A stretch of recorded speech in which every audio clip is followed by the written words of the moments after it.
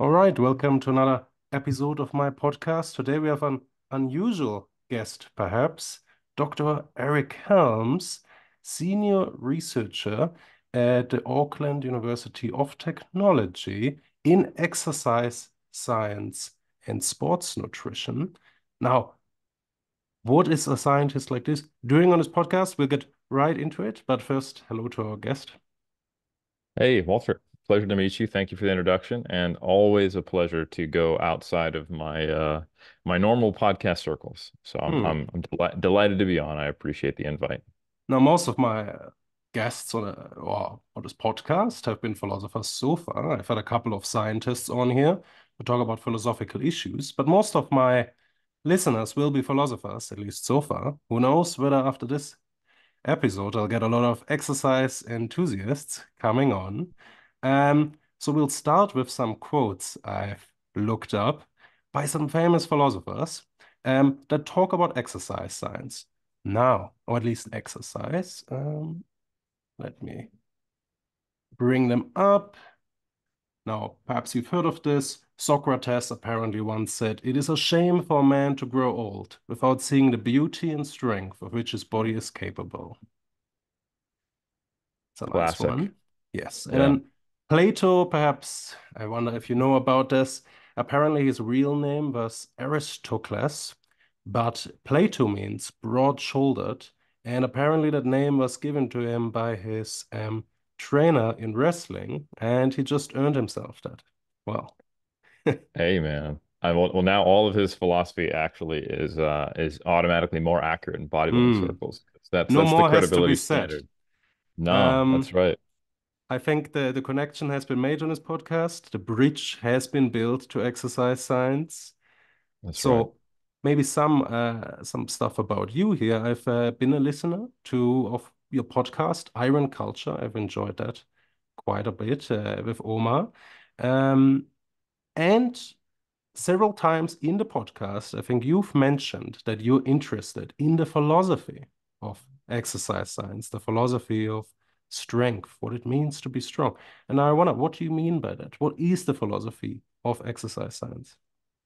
Yeah, I would say there's probably two different angles on which I've looked at things from a philosophical lens. One is more so as a participant and an athlete, because for me personally, I think there's a lot to be learned about life and making meaning from weight training and progressive overload, and some of the Hmm. parables there, like with Milo of Croton. Um, and so that is something that I've been personally interested in because I've been lifting weights for nearly 20 years, and a huge part of my, I would say, self-expression, and the way that I find meaning in life is expressed through the practice of training.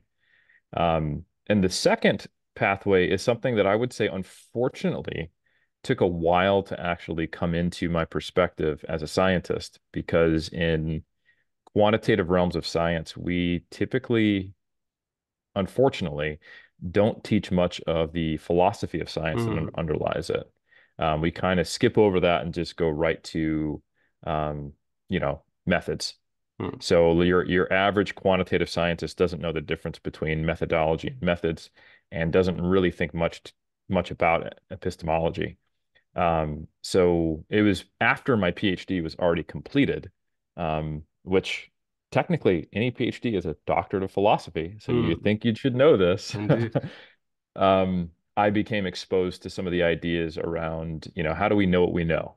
And what are the concepts underlying, empiricism, and I'm by no means a philosopher, but I think it's really important to understand the roots of what you're doing. And if you are engaged in any type of pursuit of knowledge, you have to also kind of have, to some degree, an understanding of, well, what is the pursuit of knowledge and how do we know what we know, even about knowing knowledge, right? Hmm. So, um, I've been a late adopter of that, but it has definitely influenced my perspectives, as I've gotten into more mixed methods work, doing qualitative and quantitative, and via our mutual friend, soon to be Dr. Kind, Adrian Kind. I actually had the opportunity to help him, the real philosopher, addressing the philosophical argument that bodybuilding is not a sport, but more Hmm. like some type of art-like presentation that was published, and we, presented a rebuttal to that. And that was the first time I've ever actually stepped foot into the realm of philosophy more properly academically. And I'm very much a novice, but I guess on that paper I'm an area expert, Hmm. I guess. Yeah, so to give some info on that paper, when I had you booked as a guest for this podcast, and only then actually did I discover that paper Oh. listed on your Google Scholar page. What journal of sports philosophy it's called, Yeah, the and Journal of the Philosophy of Sport. philosophy Yep. of sports, and I was like, very interesting. You're the perfect Mm. guest after all. Um, yeah, so how did that paper come to be? You collaborated with a philosopher there on, yeah, writing a paper trying to debunk some claims by other philosophers made about bodybuilding. Yeah, so it ironically came from Iron Culture, Hmm. So I think there are obviously Omar and I, you know, wax pseudo-philosophical on our podcast enough that apparently there are some philosophers who lift weights who listen, like yourself and Adrian. But just like you, Adrian is someone who, he's doing his PhD in the philosophy of mind, I believe specifically. And he's an Iron Culture listener, getting into lifting weights, fell in love with it, found Iron Culture, and then just through some of my side commentary that's more on the, I guess you could argue, the philosophical side of, why we Hmm. lift, not just what you get out of it or how to do it. Um, and probably some semi-joking comment about whether or not bodybuilding is a sport. He reached out to me and said, "Hey, here's who I am. I'm Adrian. Hmm. I'm doing my PhD, and there's a paper that recently came out that makes an argument that bodybuilding is not a sport. Now, I don't know how you feel about it, whether you think it is or isn't a sport, but at the very least, I personally read this paper." And I don't think the arguments that it makes are Hmm. logically consistent. Why don't you take a look at it? And if you think it's, if you see it the same way I do, then we could write a rebuttal. And, the funny thing is, I'm still not necessarily sure if bodybuilding is a sport or not. But I did agree with him that by the arguments made in that paper, it was a misrepresentation of what bodybuilding Hmm. is. And I saw pretty obvious flaws in the criteria that they established, and then say, okay, it doesn't meet it. And I go, actually, by your own criteria, I think it does meet it. Um, Hmm. if we accept different criteria, maybe bodybuilding isn't a sport, but it was a fun process of really leaning into logic. And I think this is an aside, but it's one thing to cite research and take an empirical approach to things, but you will often see potentially avoidable bias or conclusions or inconsistent interpretations, even among empirical arguments in quantitative realms, because I think the scientists themselves maybe aren't as well versed in some Hmm. of the teachings that someone who studies philosophy would get. Right. So it was fun for me just to see how sharp his mind is tuned to that Hmm. critical thinking, and how even though I operate from an evidence-based perspective, how that's I haven't flexed that muscle quite as much as Adrian, no matter Yeah, I who's think we bigger. can draw a nice distinction here, where on the one hand, what philosophers do is conceptual work. They try to really understand what it means, say, for something to be a sport. Try to have a very nice definition, try to apply that to test cases and the like, test the internal consistency of those definitions, and your paper falls in that domain. But then on the other hand, you have the philosophy of science, which, yes, to some extent deals with concepts, but Mm, it's much more about investigating the methodologies of science. How do we design experiments in order to get to truth? In order to say yes. understand what maximizes hypertrophy? Can we build the most muscle? How can we improve endurance? Which exercise program works better? So in a way, there's two episodes we could do here in a sense. One is to Mm, think more about the conceptual side, and one more the methodological one, because we just raised the topic of bodybuilding. I think we can stay with that for a little bit. Um, so what was the main argument you were trying to oppose? Why did this author think that bodybuilding is not a sport? Yeah, and I think it ultimately comes down to put it in rather basic terms that when you actually compete in Hmm, bodybuilding on the day, that's not really the hardest, most physical part of right. bodybuilding. It is the training and the nutrition that is so challenging. Hmm, And the day of, you could make an argument or at least a claim that it is more like a pageant. It's a display of hmm, prior work rather than the actual competitive process itself. right. So the idea is it's a this aesthetic enterprise.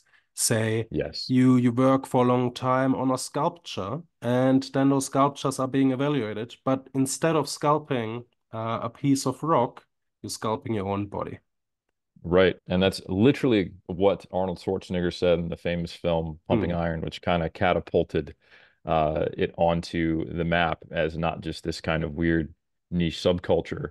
But he talks about, sculptor, he has to add clay, but we have to do lateral raises and you put it on there through hard work.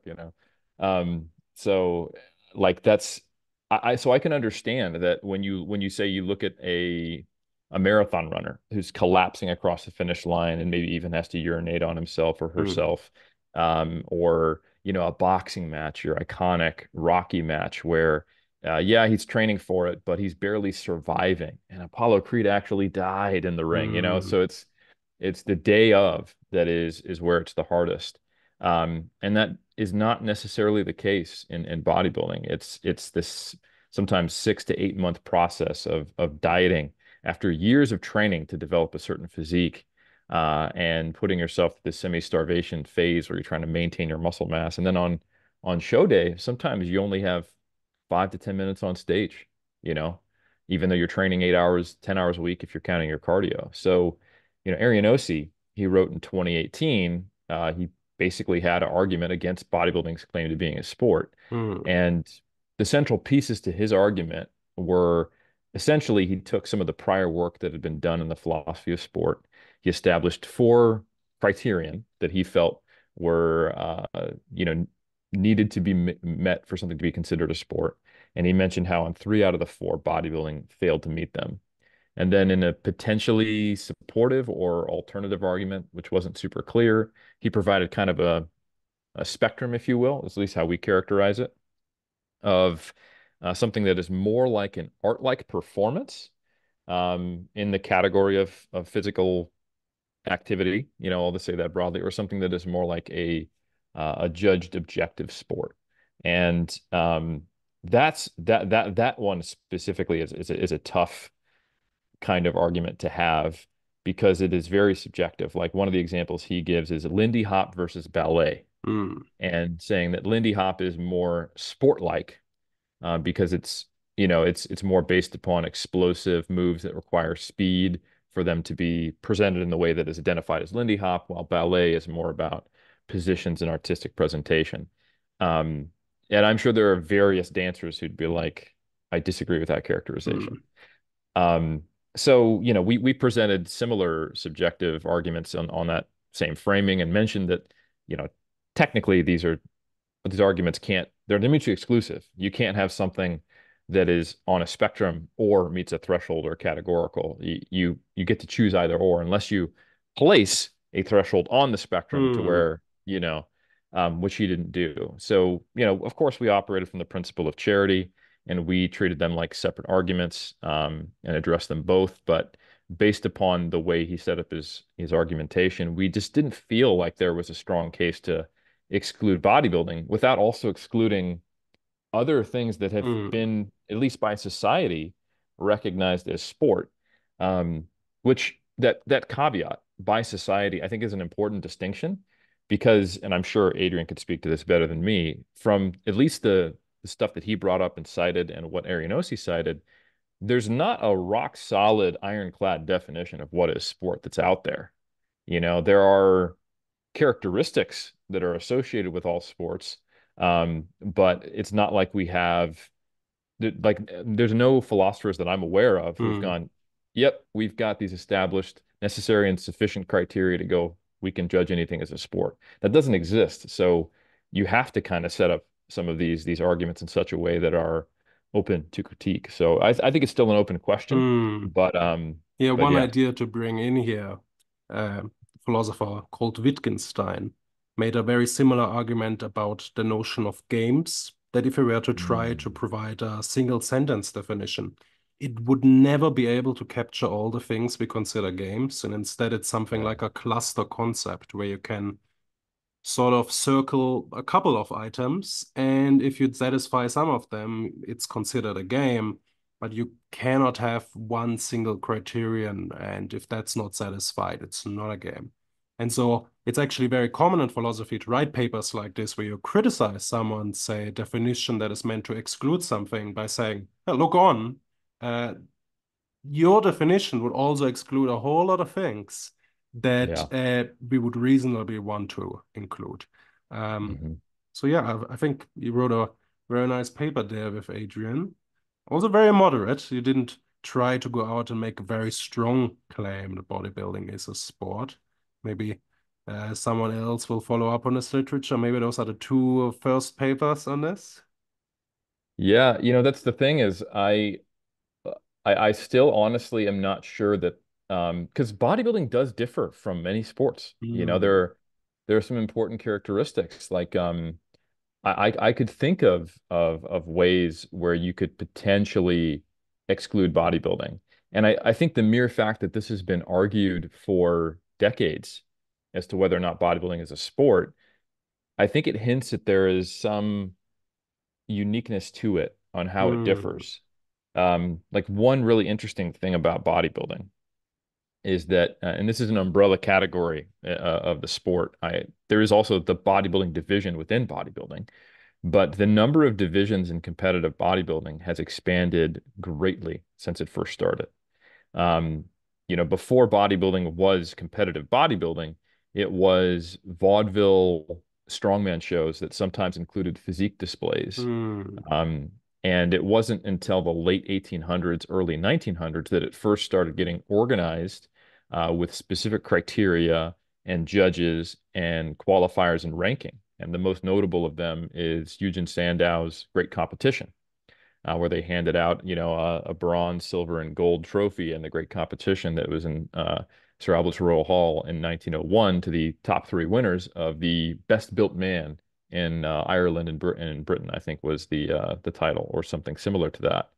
And while the gold and silver were lost over time, the bronze statue is actually now the one they give out at the Olympia, which they gave out, I think, at the second Mr. Olympia after uh, Scott won in the 60s. So um, that's probably the first demarcation point where we could say we have modern bodybuilding, and that evolved through the 1900s, and it was closely tied up with weightlifting. Um, like for example, in the United States, the classic Mr. America competition for years happened the day after weightlifting nationals, Hmm. and you had to compete in both. So it was seen as an extension, kind of the idea that form follows function, kind of harken back to some of those same philosophers you quoted early on. And you would get judged on a lot of characteristics. And it wasn't until Ben Wieters and the Wieters brothers came from Canada and said, "Hey, there's a lot of bodybuilders who don't want to train for strength; they just want to focus on the display of their physiques." And you started to see this split in the 60s and 70s between competitive weightlifting and competitive bodybuilding. Hmm. Um, and at that point, there was basically only one true division. There was the bodybuilding division. They had mandatory poses. You'd be ranked, and they had a posing routine. And the posing routine, which is an artistic display to music of your physique, was ranked as well as were the mandatory poses. So you had these people training, especially in the 60s and 50s, in a very similar way to weightlifters, doing the same thing, but not necessarily competing in weightlifting and instead displaying their physiques in a more pageant-like Hmm. forum. And they had specific judging criteria. So it's and having subjective judging criteria is absolutely not a reason to not call something a sport. Or we throw out gymnastics, we throw out diving, we throw out a ton of judged sports. So I don't think that alone is enough to toss it out. But in gymnastics, the judging of, at least in artistic gymnastics, the judging of your moves are based upon their difficulty.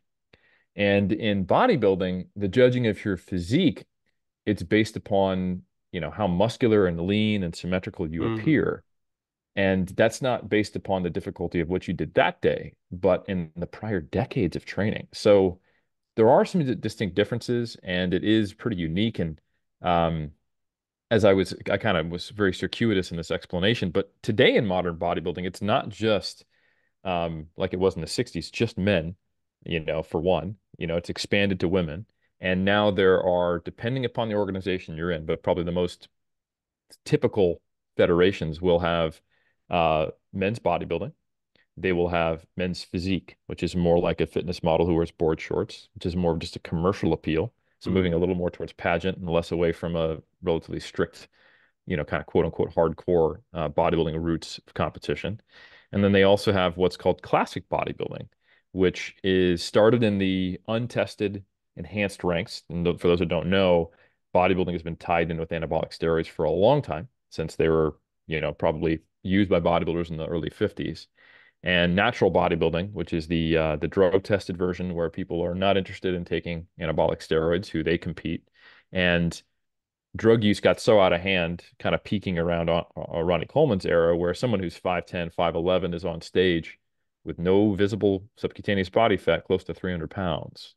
And, in a drug tested event, that same person might be 190, 200 pounds. So a huge difference. Mm. Um, and because of that, some of the subjective ideals that were historically connected to bodybuilding, which many people still connect with, of kind of the Grecian proportions, a small waist, um, and it being more about the holistic aesthetics rather than the pursuit of size at all costs. Um, there's a lot of people who just felt like bodybuilding had gotten so far away from that they weren't interested in it. Mm. So the I development think of the classic Arnold division. Arnold Schwarzenegger himself complained about this, didn't he? And he's not alone. Sean Ray has complained about it, who even came from the era where Ronnie Coleman was around. Frank Zane complained about it, who's kind of like the iconic throwback to the earlier eras, even in the 60s and 70s. Almost any bodybuilder from the era of the early 90s or prior, if you catch them on a moment where they're being candid, in most cases they're going to say, I think we've taken this too far. And in 2012, the classic physique division was developed. And what they did was they capped the weight of the competitor based upon their height. And this instituted a very distinct physique. And ultimately, what it really means is you can't use as much drugs. Mm. Um, and you do need to focus more on certain classical approaches. And Chris Bumstead, for example, he has proportions that look a lot more like the bodybuilders from the 80s and 70s. He's an incredible athlete, but so between the classic division and the fact that the natural bodybuilding world is probably just as big as the untested world, there's certainly not a unified perspective on what bodybuilding is, for one, Mm. which speaks to its subjective artistic elements, and its changing nature. And the fact that you get these divisions that are far less very like, the bodybuilding division is arguably the most objective out of all of them. Whoever's the biggest and the leanest has a distinct competitive advantage, will often be the winner. Of course, they need to not actually have really disproportionate development. So if they're missing a body part, if they have a big upper body, small lower body, etc., or if they have a really wide waist, and some of the things that we iconically associate with what we call quote unquote symmetry or proportionality, kind of a small. That's really based on the Grecian ideal: small Mm. waist, broad shoulders, just like our friend Plato. Um, those criteria are pretty persistent and able to be judged relatively consistently. But when you get into men's physique, and then when you get into on the women's side, they have bodybuilding, physique, uh, fit body, sometimes called physique, or figure, or wellness now, or bikini. Um, I mean, it's no surprise. There's been a lot of societal pressure on women to look certain ways, and it Mm. differs by region and time. That there's like 5 or 6 different women's divisions, and they are on the sliding scale of subjectivity. When you go all the way to the bikini or wellness division, I could argue that it looks a lot more like a beauty pageant than it does a bodybuilding competition. And I do think a beauty pageant and a bodybuilding competition are distinct. Hmm. So where that line is, and if there can even be a clear line drawn, is still up for debate. So taking it all the way back to the discussion of this paper, um, I think our rebuttal is more so saying, hey, it's pretty hard to draw this line and have it Right. be, consistent. Maybe a line could be drawn. Or maybe we do need to say some things Hmm. about bodybuilding so people understand it in the context of sport as being different from most other competitions. But it's very difficult to draw a clear boundary around it or any Hmm. sport for that matter. No, very good. I mentioned that philosophers often are tempted by trying to come up with a simple definition for the terms we use in our daily lives. But often, the terms we use are often just inherently vague, and there's enough Yeah. intersubjective agreement on how we use them to have conversations.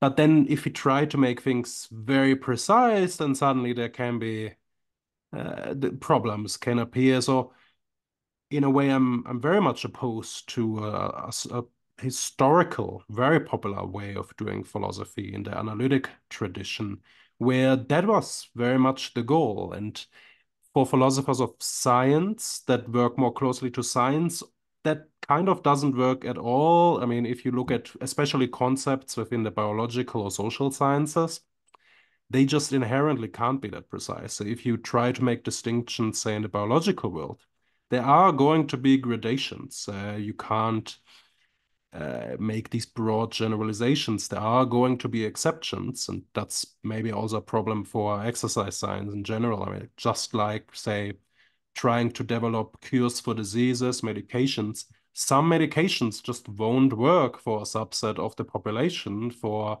perhaps no discernible reason. And similarly, one exercise program might work for some parts of the population, but other people might be non-responders, right? Absolutely. And And that's a big shift that we're seeing in exercise science is mm, trying to understand individual response, non-responders, high responders, and getting better at predicting that. Because if you look at some of the, let's say, the public health guidelines for nutrition or exercise mm, science, despite what you hear on TikTok, they have been relatively stable since the 90s in terms of the big rocks and also, not well followed since the 90s. mm, So, any narrative around these guidelines are trash and that's why people aren't healthy. It's like, well, maybe our ability to influence behavior to uptake these guidelines is trash, but they have been roughly the same, empirically supported more strongly over time mm, and largely not followed, but they haven't changed substantially.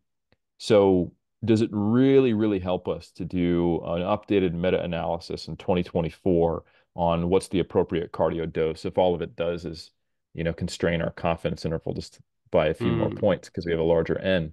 Um, it's not useful, but it may be far more useful for us to be able to say, hey, based upon this, data science based algorithm that we have where we get some mm, of your blood and a personality test and we look at your family history and we do this one exercise test in the doctor's office or the PT's office. We have a pretty good chance of being able to give you maybe an individualized prescription. And that's more what we're mm. moving towards now with the convergence of biology, personalized medicine, big data, and AI all coming in. So it'll be a very interesting space in the next 15, 20 Mm. years.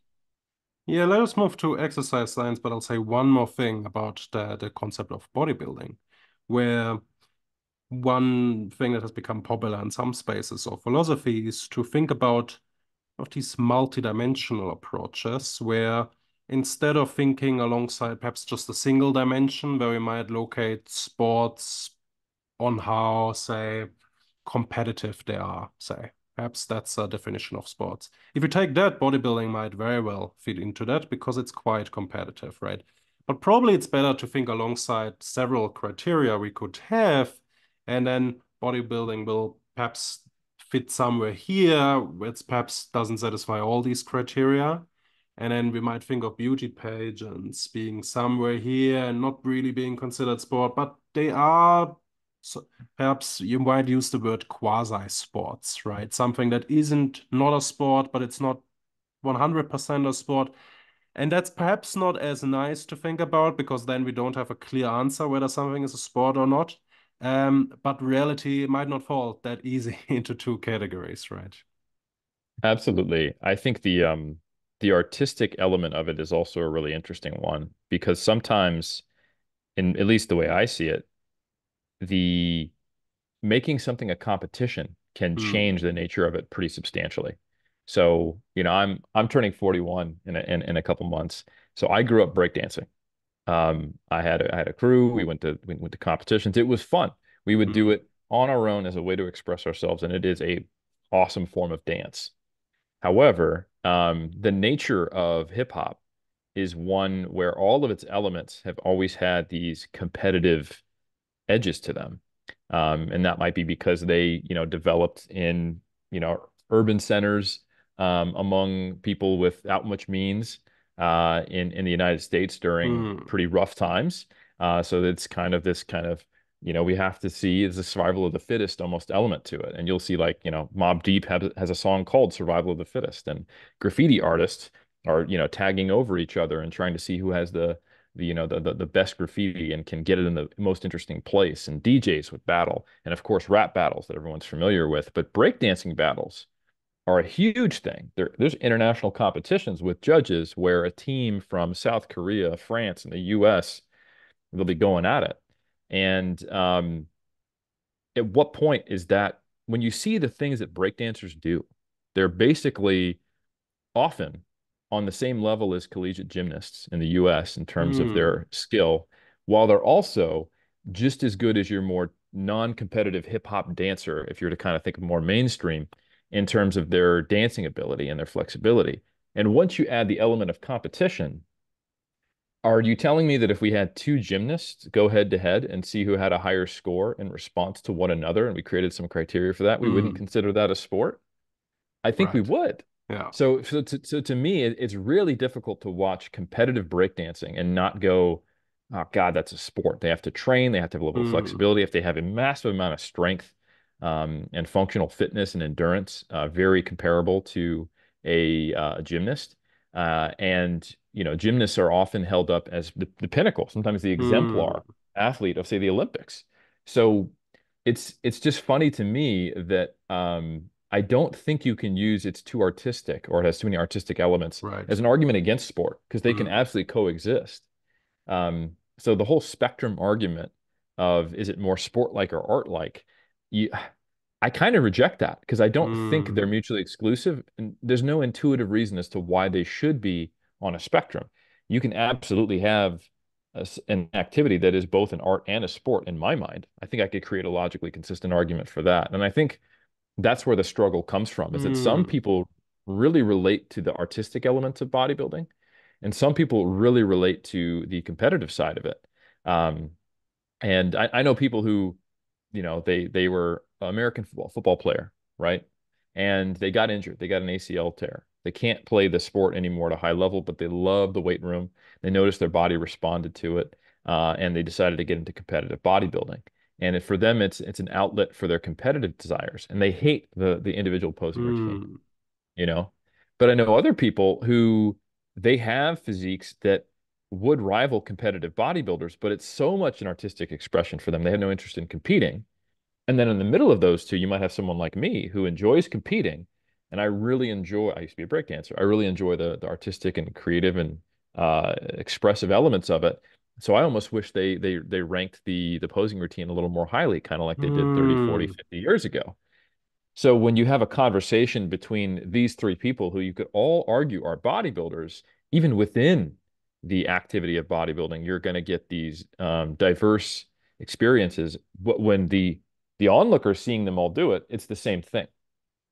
So it's complex. I suppose you're closer to Arnold there, where he saw it as a very aesthetic competition, but also maybe it was in his recent Netflix documentary, which I watched at some point, where he said that bodybuilding used to have longer competitions where you would pose for perhaps, say, a whole hour, and you would stand there and engage in these very difficult poses, and that is actually quite fatiguing if you'd have to Yes. do that for a whole hour. And then I'm not sure who it was, but he told someone, "Ah, well, this is over. You should just leave the stage." And then the other person left, and he kept going and won in the end. And the other person was very mad about it.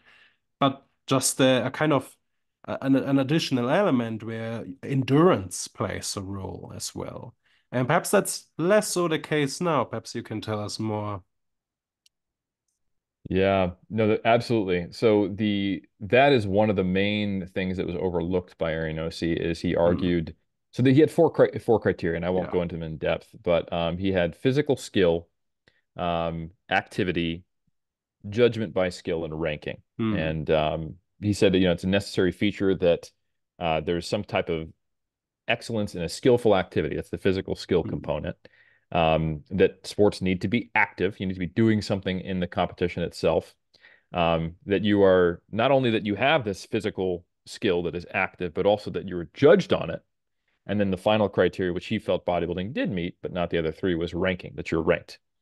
So where he really overlooked things was the judgment by skill, activity, and physical skill. Because even though you could argue that the posing and the presentational aspects of your body are designed to display it, to say that the posing itself is not influencing the outcomes and is not judged is easy to prove it's not mm, true. All you have to do is go to the websites of the federations and look at the judging criteria for each of these divisions, and you'll see that depending upon the division and depending upon the federation, but in all cases, some aspect of the posing independently is actually impacting the outcome.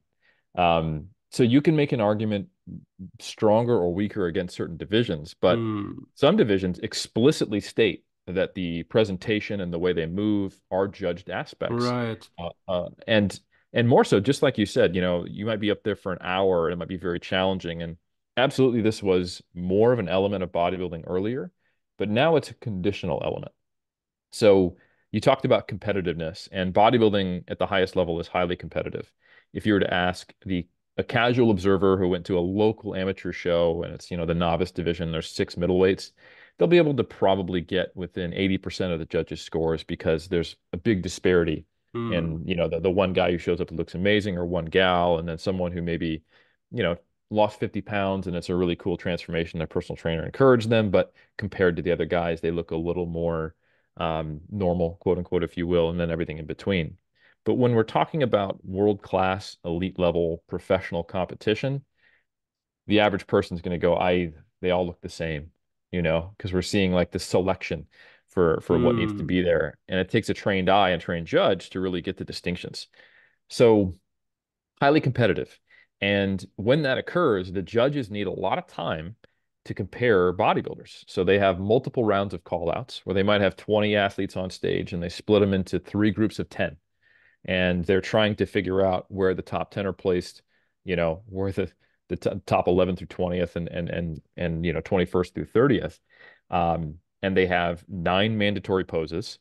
They have the symmetry and the muscularity round, and it can take sometimes over an hour to get through this. mm, So, for example, I recently competed in the WNBF Worlds, which is the highest level competition in drug-free bodybuilding and the largest organization, the World Natural Bodybuilding Federation.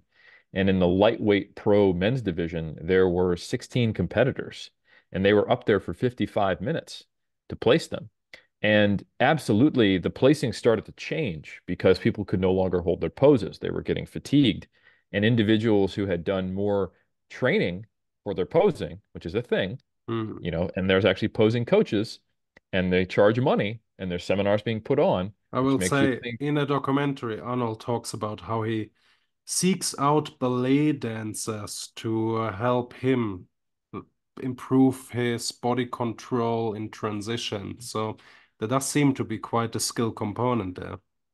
Absolutely. And you can, at the very least, make an argument that a better poser will have an easier time displaying their physique's stronger points and hiding their Mm, weak points.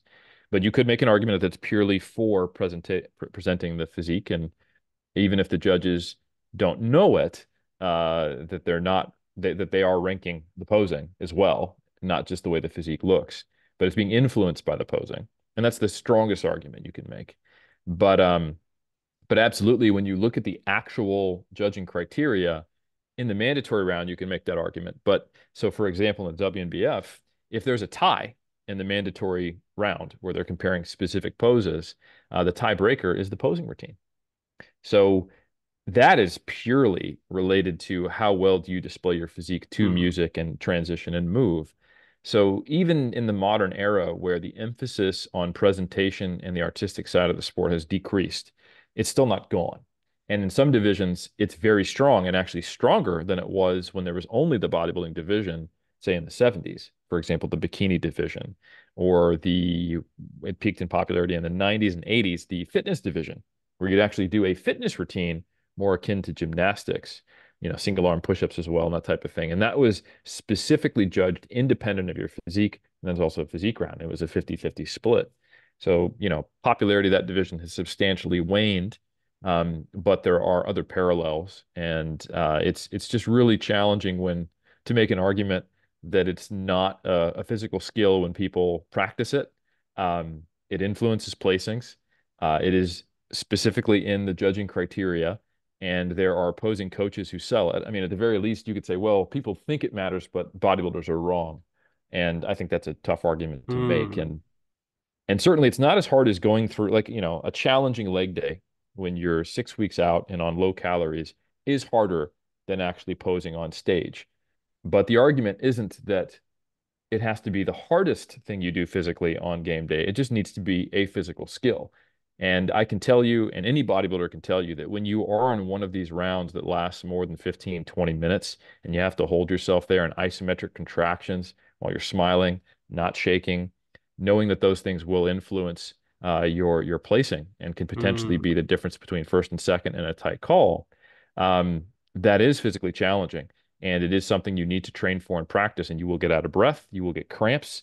And if you do some things that certain bodybuilders at least think they need to do, like restricting their water intake and dehydrating themselves on game day, it makes it even harder. Now, those aren't necessary features, in my opinion, especially not in drug-free ranks where there's not a lot of drug-mediated water retention.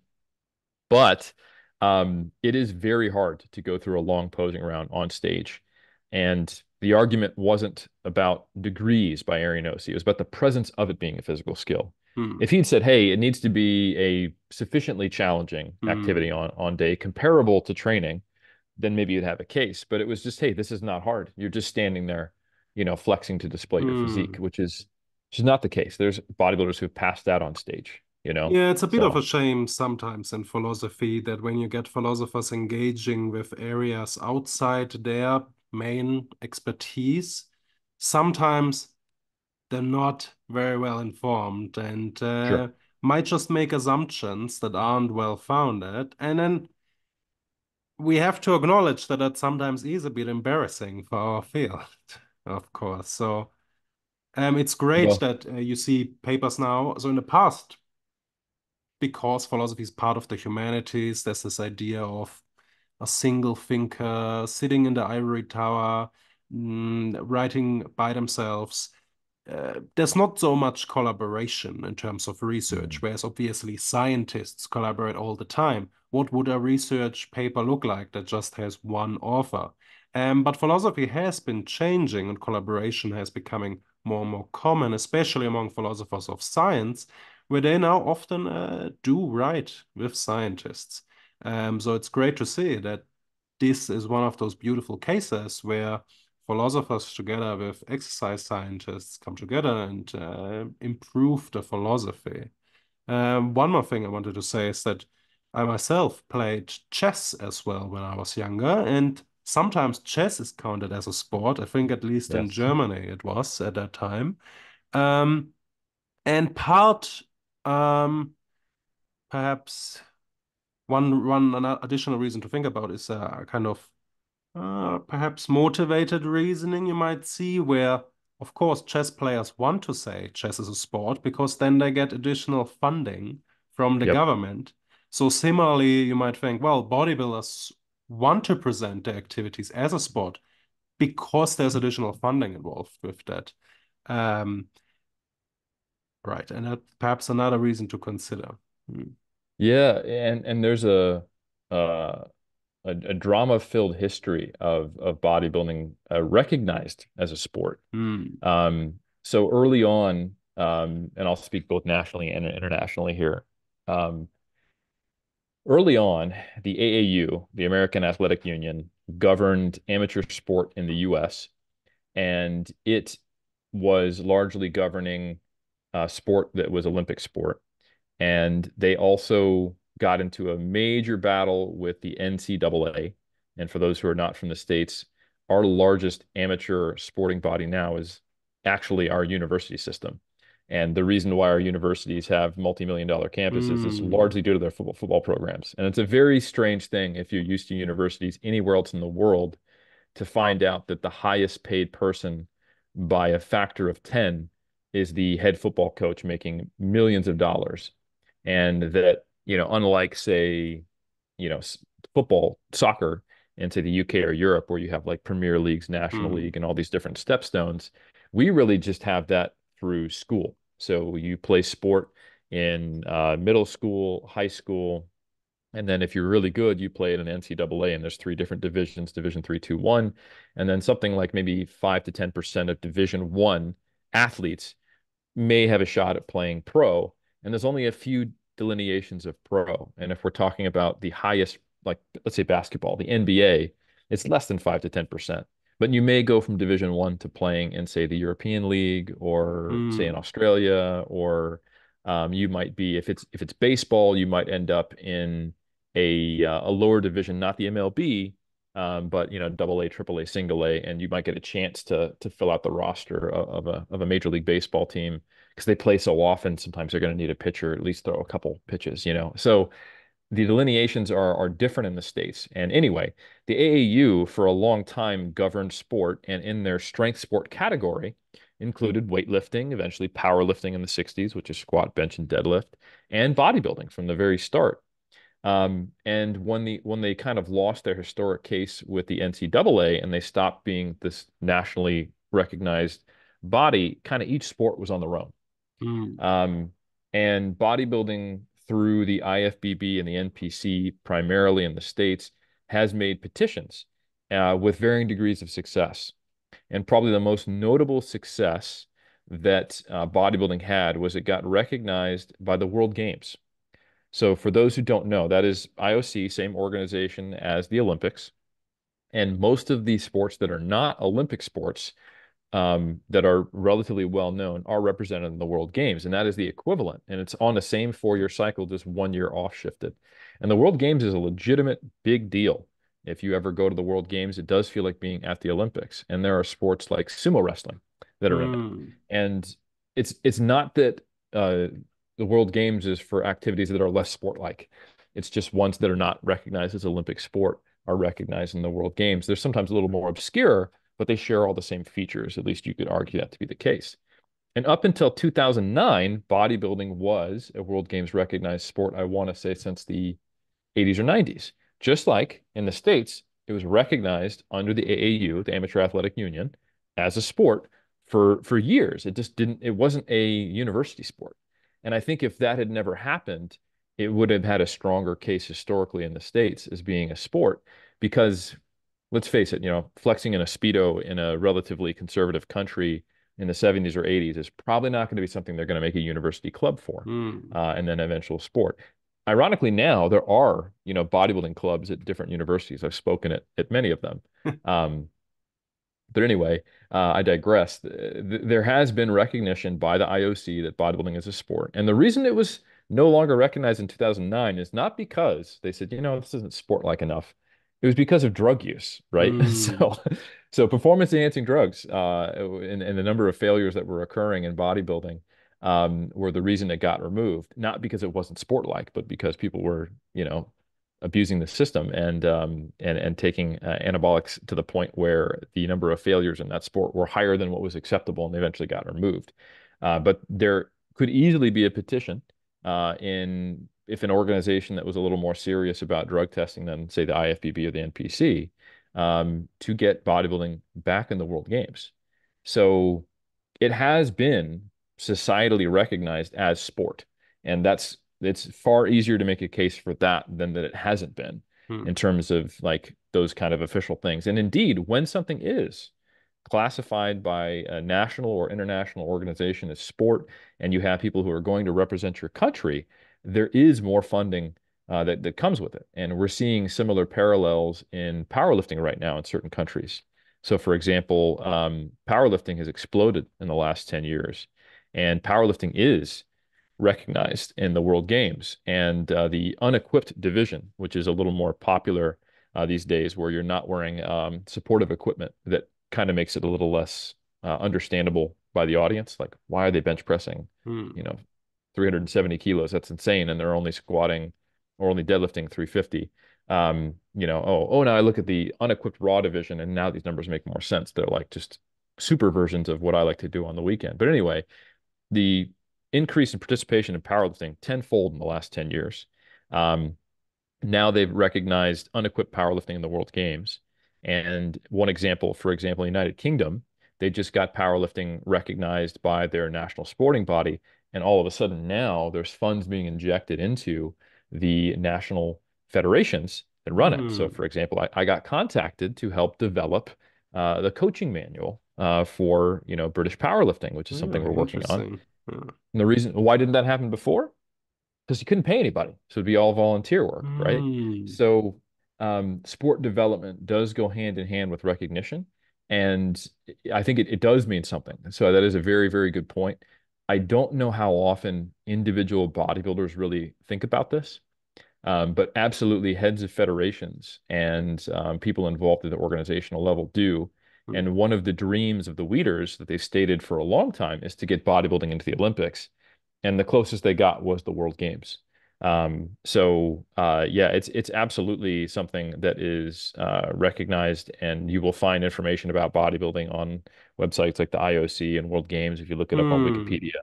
So yeah, you're not wrong. Now, in the autobiography by Arnold Schwarzenegger, he talks about how he managed to get bodybuilding into the Paralympics. Have you heard of that?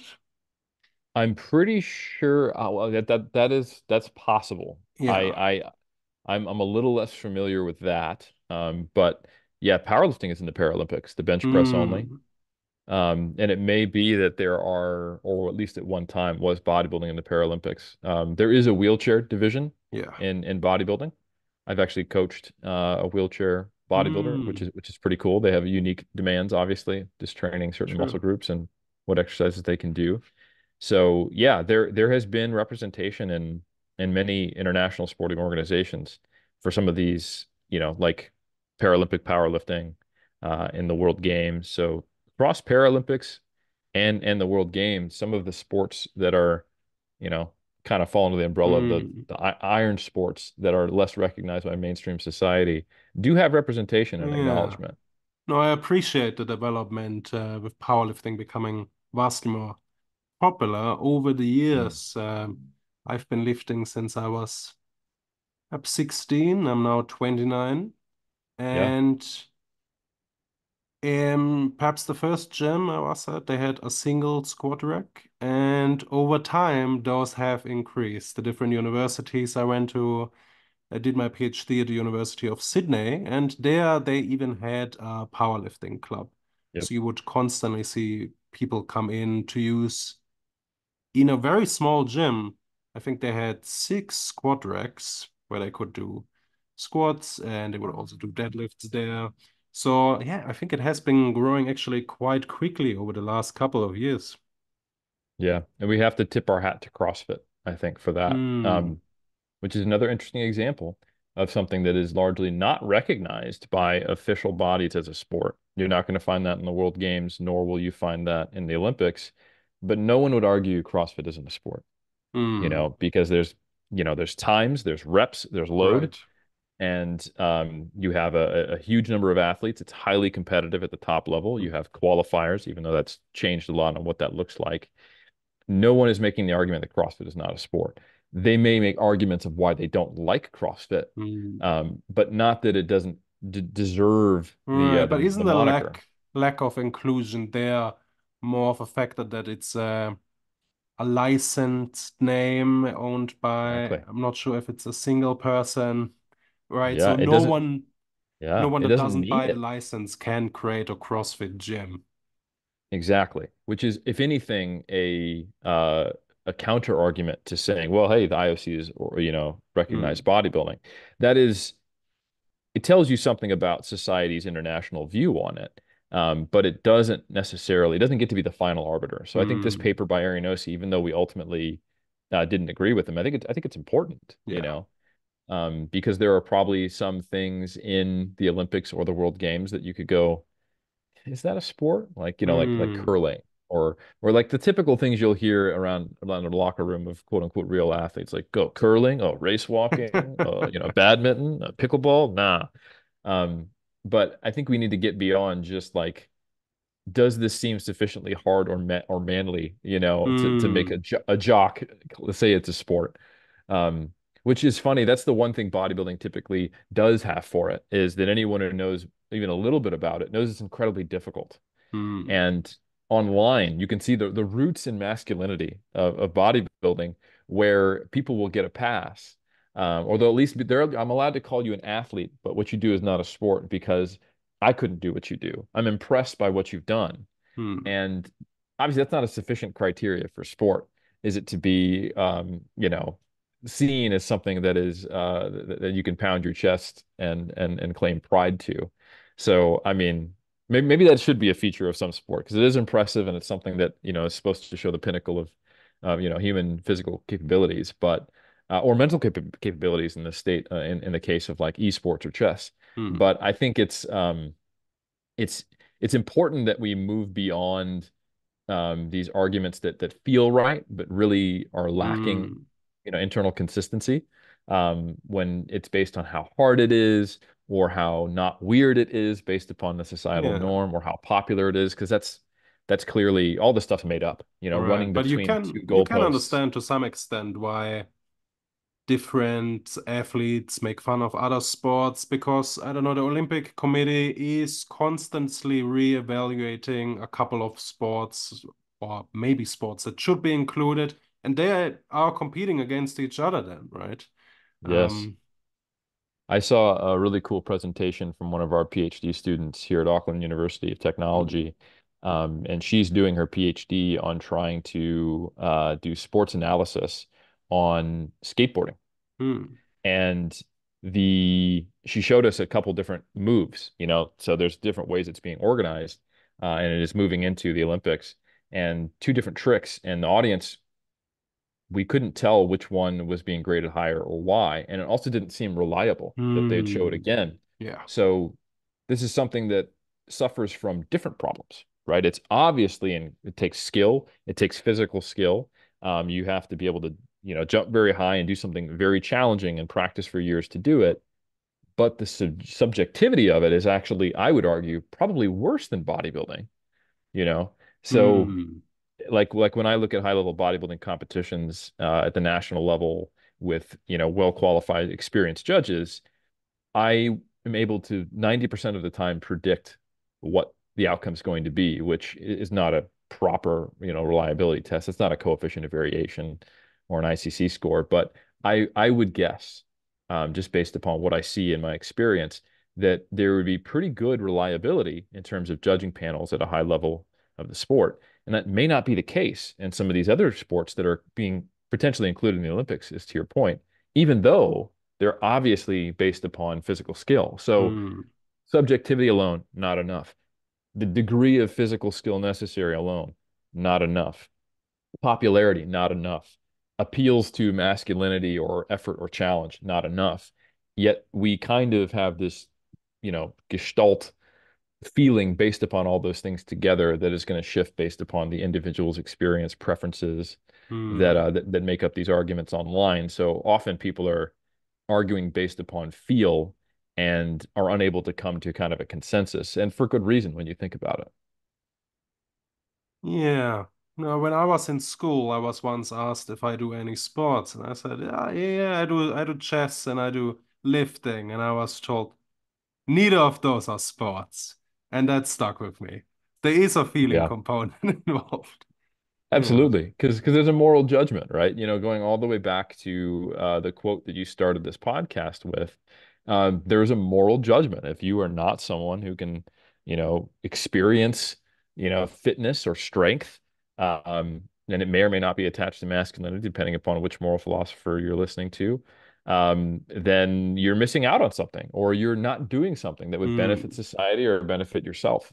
And you see that today even in modern fitness, like the whole concept of, fat shaming, um, right. and beauty standards, they're intertwined in all of this. So it is complex, but yeah, I'll tell you what, I'm very comfortable calling anyone who takes bodybuilding seriously, competitive or otherwise, an athlete.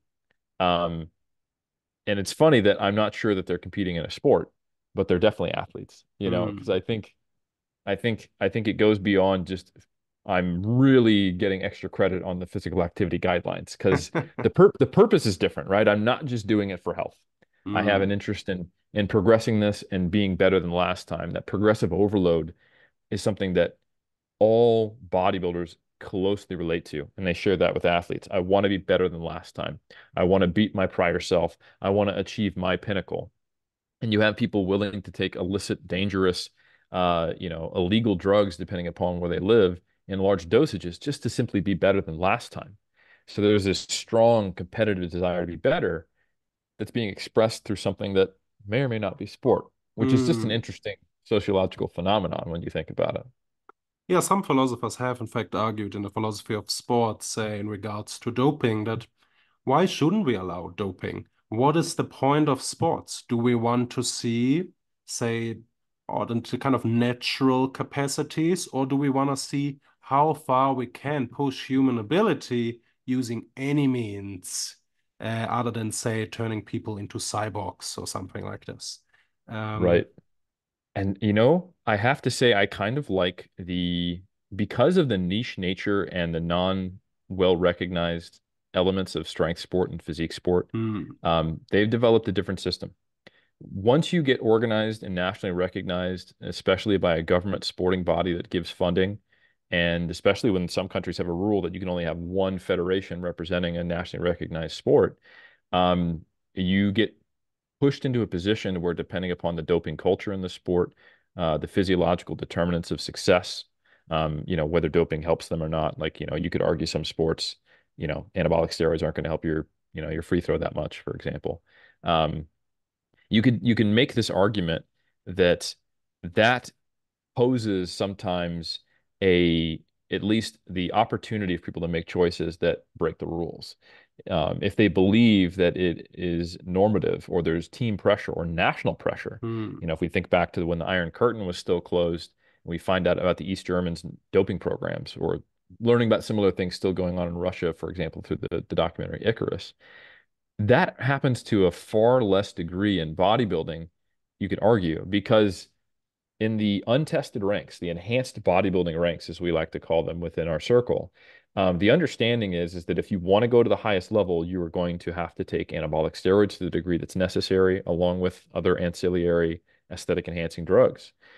And it is only those who choose to participate in drug tested organizations where they go, you know what, that's not for me. And they've drawn a hmm, line in the sand.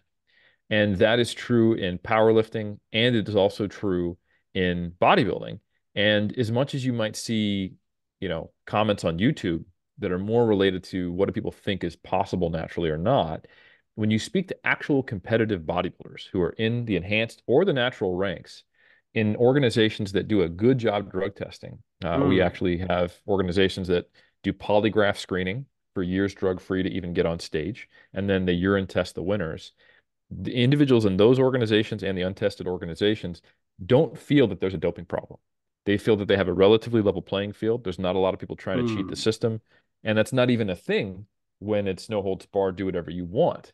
So this kind of self-selection and opportunity to go either way prevents some of the issues that you see in, say, for example, weightlifting, where it's heavily impacted by your muscle mass.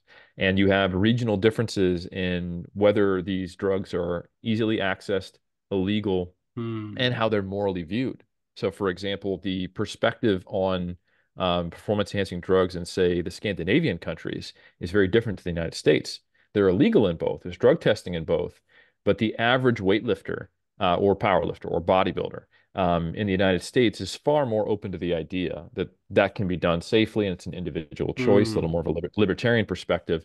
Where if you speak to your average lifter in, say, Norway, it's a moral question. It's a moral failing. Hmm. It's cheating. You shouldn't be doing it.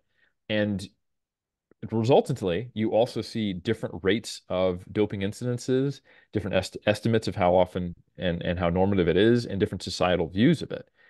And in weightlifting, we have some retrospective testing that's occurred, and there are some years where they've gone back and they've, saved the bloods of weightlifters, and they found like something like 7 out of 10 of the top 10 were Hmm. using anabolic steroids. And some person who placed sixth now gets a gold medal 6, 7, 8 years later. Wow. So, Yeah. and that is happening because there is no part of it. Well, I'll say this. One of the potential ways to get around that when there's these pressures that might come within a club, might come within your own mind, might come from a coach, or might come from an, organized national doping system, Hmm. uh, is to have an opportunity to choose for yourself whether you want to compete in tested or untested competition. And that alleviates many of the issues that we see and many of the controversies we see in professional sport and Olympic sport that are so common. There's so many documentaries about and debates around, whether Lance Armstrong did something immoral or not, or everyone's Hmm. doing it or not. So it's an interesting thing where you have these two very distinct pathways to go in the same sport.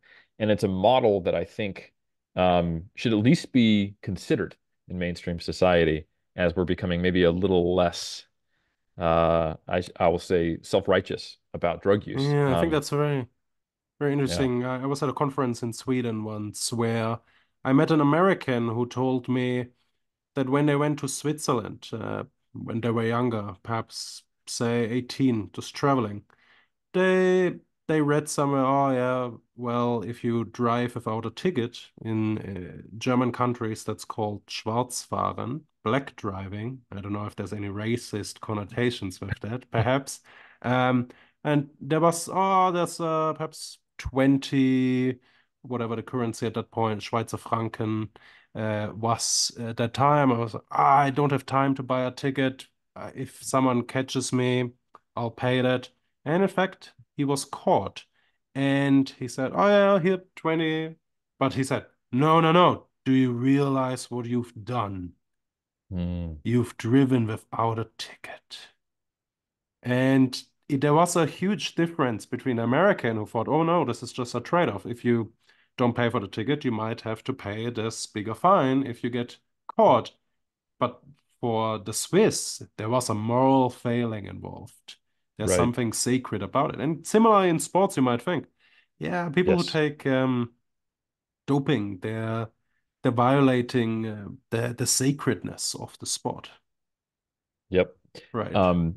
And there's even there's a qualitative paper that was interviews with a number of Australian athletes published in Mm, 2013 who had been caught for doping violations or admitted that they're breaking the rules. And one of them was a bodybuilder. And there are many, many, many natural bodybuilding organizations. And they're disparate, small, and there's not as much of the kind of the unified, large, untested mm, organization that you see in the IFBB and the NPC. And some of them are far less serious or committed to the drug testing process than others. They're more natural in name. And I knew that this individual was competing in that specific organization, and they hadn't done a single drug test in the year the study was published.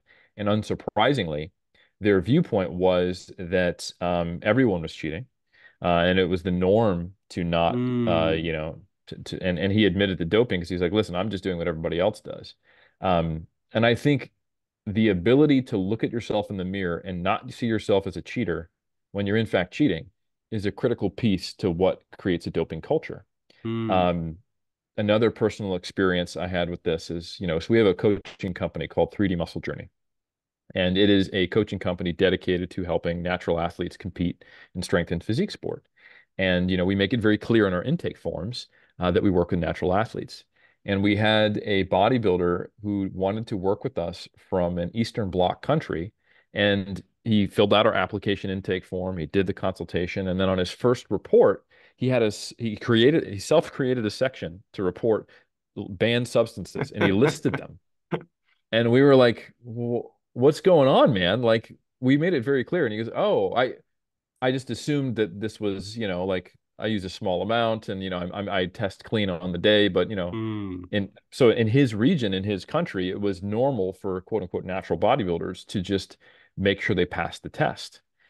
And that is very different to natural bodybuilders in the States. And there's been some, really good research kind of looking at attitudes and perspectives. Hmm. You kind of get a very self-righteous, natty community, but even then, they're not a monolith. There's some people like myself, for example. I see no moral issue with someone deciding to take, anabolics. I mean, you can make an argument that if it's illegal in your country, you're putting, your family and your friends and your reputation and your colleagues at Hmm. risk. And maybe, if you get caught, there's, a financial implications that could impact your kids, and down the line. So that maybe that is a moral failing. But at the very least, you could make an argument that maybe that's only because the law is doing something that's an overreach based upon morality. I mean, Hmm. I'm not going to sit here and debate, libertarian philosophy, but or drug laws by any means. But I think personally, I don't see in a vacuum the decision to personally use performance enhancing drugs that are unlikely to impact Hmm. things outside of the scope of sport, except your own personal health. If you use very high dosages for a long period of time, as something morally wrong. But I also know that for me personally, with my competitive drive, and for many people who compete in bodybuilding, that the amount of polypharmacy and the dosages required to get to the highest level in sport, which is the goal of competing, is quite high and at a point that is probably dangerous, probably does reduce lifespan, Hmm. negatively impacts quality of life. And I decided, you know what? If I'm training as hard as I can, if I'm doing my nutrition as best as I can, I've put in a decade and I'm still not at the competitive level I want in an untested sport, I'm probably going to fall down this slippery slope of excessive, performance enhancing drug use. And that is honestly, besides genetics, Hmm. what differentiates at the highest level in professional untested bodybuilding is unfortunately willingness to take a lot of drugs. Right. Yeah, you can't even get on the stage of the Olympia unless you have amazing genetics. That is true. But if you have amazing genetics and you're not willing to do that, the best you might ever do is place 15th or something like that. There's decent evidence to suggest that Ronnie Coleman, arguably one of the greatest bodybuilders who ever lived, turned pro and actually was able to compete at some high level pro shows before he was actually enhanced. Hmm. He was competing at like 5'11 at 220 pounds, which is absurd. Don't get me wrong. That's incredible. That might be one of the best natural bodybuilders who ever lived. But by the end of his career, he was competing at 290, Hmm. 295, 300 pounds on stage. And you have to think, you know, there's not a whole lot you can do if you're already enhanced to make that kind of radical change. Right. And there's, people of good authority who claim he was drug free at that time. He claims it. So I think it's important to make that distinction that you can make a choice to be drug free that is not based upon something moral. It can be based upon a decision of whatever your individual compromise for health and performance Hmm. is and why you compete and, you know, where do you want to be years from now? And there are many people who compete in natural bodybuilding into their 50s, 60s, 70s, but that's actually quite rare in the untested ranks because you just don't have that level of longevity because of the toll that really Hmm. high dose polypharmacy takes on your body. Yeah, I'm personally, as a philosopher, of course, not at all opposed to bring some political philosophy in here.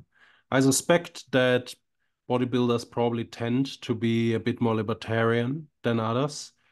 Just the fact of, oh, I can build something for myself here. I can build this body that gives a kind of confidence of being able to tackle challenges. And then the question of drug use. Oh, these substances might be illegal, but should they be? Who am I harming other than myself? that why shouldn't that be allowed from a libertarian perspective? That seems very fine. So I always thought, well, why shouldn't we have two categories in sports, just like for natural bodybuilding and then enhanced bodybuilding? I would like to see perhaps how long humans can engage in insane endurance runs with enhancements. How much longer could they run? Is an interesting question. After all, if we already see that in the Olympics or the Tour de France, many people lose their medals after years because of doping, it might reduce the sort of the incentive a bit, at least, to take drugs, and then we might improve perhaps a type of competition. But then there's at least one good argument against that, which is in virtue of there being prizes, in virtue of there being prestige conferred on the best, the winners in enhanced competitions, there would still be an incentive to engage in activities that would leave you less healthy. And at least then, I think that's the legitimate concern. It would push a lot of people towards using substances that would decrease their health and longevity. And so you get this trade-off between giving people individual liberty and at the same time, there's a paternalistic instinct. Yes, but people, I mean, anyone who eats, say, perhaps a pizza but thinks they shouldn't eat it right now, they are making a decision about their momentary preferences, right? And in the same sense, anyone, they might think in the moment this is the best for them. But if you ask them many years later if that was the right choice, they might say, oh no, I made a horrible decision, but I wanted to win at all costs, right? And there is no easy answer to this, I suspect. I would agree. There's no easy answer, and there's an interesting phenomenon where the most mainstream popular division of bodybuilding is the enhanced, Hmm. and in powerlifting, the most mainstream popular federation is tested, the IPF. And I think one thing that would probably dictate as to where people will go, you mentioned prizes and prestige, is what is seen as a more legitimate pathway to being a professional athlete. You know, Hmm. what is something that's going to put you in the history books? Who's going to be seen as the real world champion in which event? Will they be Hmm. seen as equal?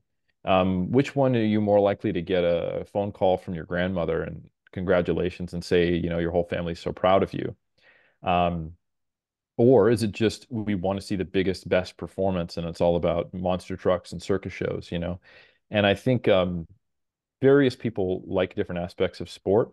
And when you hear people make these strong claims like, ah, no one's interested in natural bodybuilding, they want to see the freaks. That's Hmm. very much a in-group perspective because there's a surprise. Like when you actually look at the number of competitors, if you were to combine all the federations together, there's a lot of people in natural bodybuilding.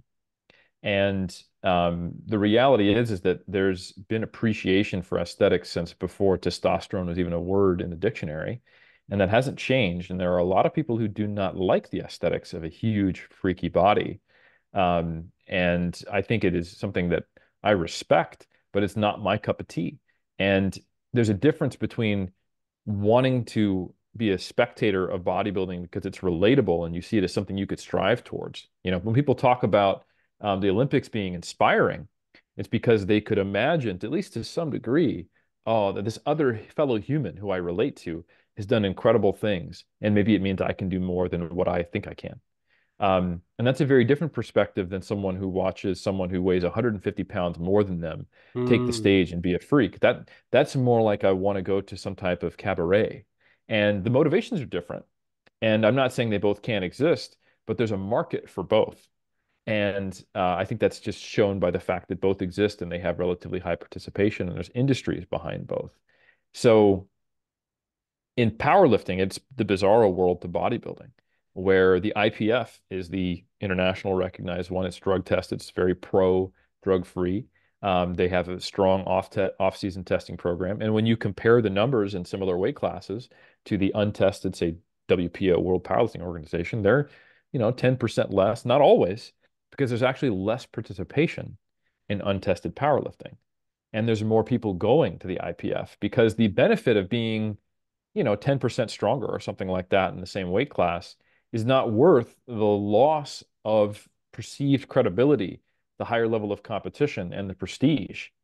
So I think in bodybuilding, it was more of just kind of a who was first to market and who was better organized, Hmm. and when did the drugs come out, and in what culture, and how long did it take for them to get inundated in a part of the culture before the sport got blew up. And I always say this, bodybuilding has been around, competitive bodybuilding, enhanced competitive bodybuilding has been around since the 60s, but natural bodybuilding really didn't become a thing until the late 70s, and it was in response to the fact that bodybuilding had become really transfused in the majority of competitors, either currently or eventually using anabolics, and a lot of the community going, to me, that's really not what bodybuilding is.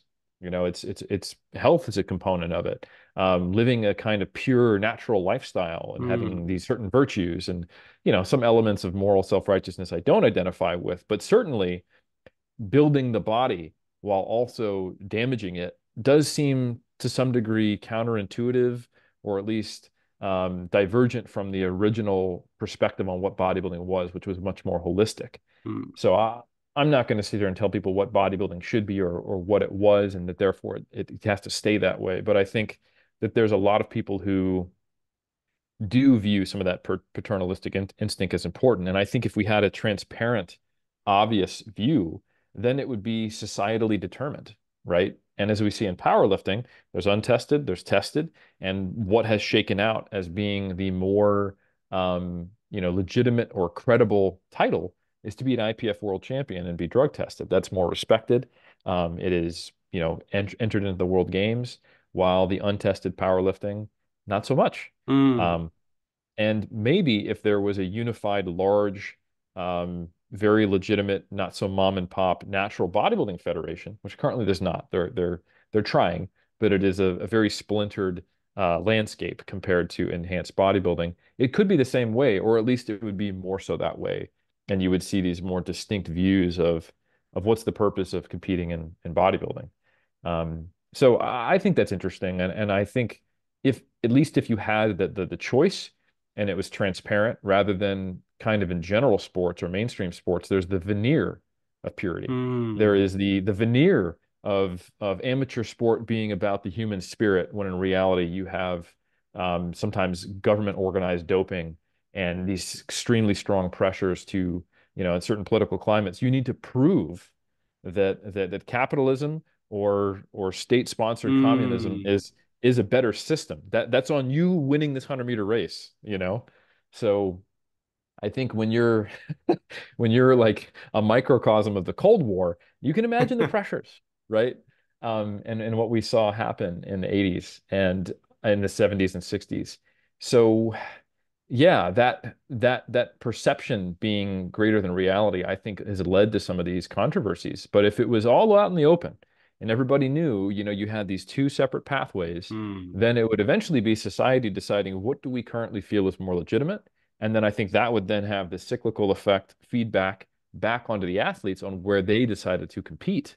Because I think they would be getting more prestige out of, whatever society deemed was more prestigious, rather than this assumption that, oh, athletes just want to perform at the highest level. Not necessarily. There is a bit of a social contract with Hmm. being an athlete and how you're perceived by society as well. Yeah, Eric, I think those are good closing words in the interest of time. I wanted to talk a lot about a lot of different topics, but as we can see here, philosophy and exercise, there's many more things to discuss. I hope I'll have you again on this podcast at some point. Maybe we need to discuss about the history of Olympic weightlifting, strongman, um, and powerlifting, how they split from each other to determine the question, who is the strongest? That is That's right. a question I'm currently trying to address with Adrian. You might have already gotten an email by him. Perhaps we'll write all a paper together to determine this question. Um, yeah, I think for the listeners, I hope you can see from this episode that exercise, bodybuilding, philosophy. There's actually quite a lot to discuss here. We didn't get too much into the interesting questions within the philosophy of science, the methodological questions of how we learn from studies that have small sample sizes that don't run very long, how we can get a evidence and practical applications from these small studies. That's something I would like to discuss, hopefully in another episode. Thanks so much for coming on. It's a pleasure. No, I really enjoyed this discussion. You're right. We could have many of them. And I can't wait to introduce you to people like Dr. Connor Heffernan, who is a Mm, PhD historian in physical culture, who is also trying to ask the question, what is strength from a different lens, who I'm sure will have some really very interesting collaborations with in the future, as well as folks like Dr. James Steele, who is someone who is leading the charge in the open science movement and also considering the philosophy of science in exercise science. I think they'd both be fantastic candidates who could do those topics even more justice than I. Wonderful. No, We're this has been creating a the fantastic philosophy one. of exercise science right here and now. That's Um, right. so listeners, I hope you all enjoyed this episode. We'll see you again at some point. Um, bye.